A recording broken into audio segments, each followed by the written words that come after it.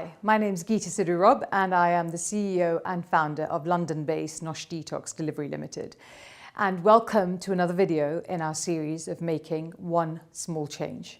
Today we want to understand how to recover from an illness. It didn't even occur to me to have this conversation until we realized that we had clients that were coming in the door, and our clients were recovering from chemotherapy and they'd been just sent home from hospital and they couldn't walk. We have people with chronic fatigue. We have people that have had babies, which is something that you need to recover from. We've had people after car accidents, just all kinds of illnesses and stress-related illnesses, inflammation, arthritis, so many issues. And we sort of just give them the food and don't really think about it. And then people started to come back to us. And we had one particular case of a woman who is 82 and who left hospital after chemotherapy, unable to walk. She had lost an enormous amount of weight. And her family invested in us delivering our food to her for, I think originally it was a 4-week period. And then we started week on week. And then now they've extended it. But this 82-year-old lady who just couldn't walk when she came home from hospital, 3 weeks later, after eating a nutrient-rich recovery plan for food, went to church, walked into church, walked out of church. And I mean, it's stuff like that that makes you really, really think, I'm so pleased I got out of bed today. I'm so pleased I do what I do.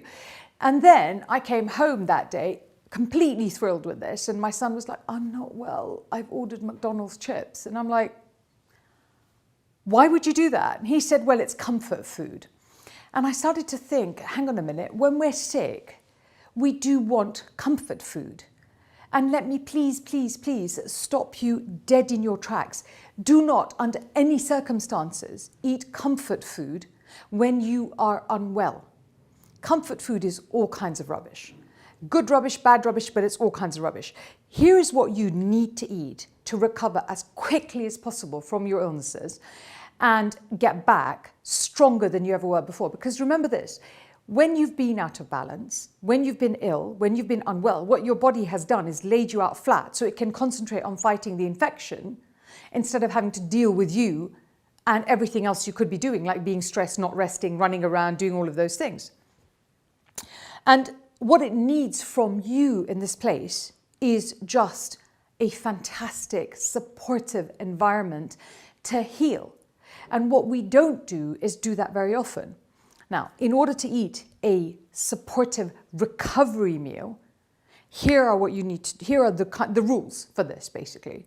All your food has to be, this is what we deliver in Nosh every day. So I've had the opportunity of seeing tens of thousands of people come through for over a decade and seeing the incredible change that we have helped them to create in their systems. If you don't recover well from an illness, you could carry that not recovery for years. How many people have you heard going, I never quite got better than that? I remember that when I got sick then, that kind of stayed. I sort of had a weakness that never went away. Don't let that be you. You can change that. Don't let that be you. So, dairy and gluten-free. When I say dairy-free, I mean egg-free as well. All food should be dairy and gluten-free. It should be fresh. It should be unprocessed. And it should not be ready-made. It needs to be made. If you can't make it, obviously, because you're the one recovering, have somebody else make it for you, order it from us, we'll deliver worldwide, but just make it your mission to get this food. The way to break it up is around 30% of your food in a day should be superfood smoothies, basically. Smoothies that are full organic fruits and vegetables blended and superfoods added in. The other 30% should be raw green seasonal leaves. Change up the color of the leaves so that you're getting all the vitamins and nutrients, micronutrients that you need.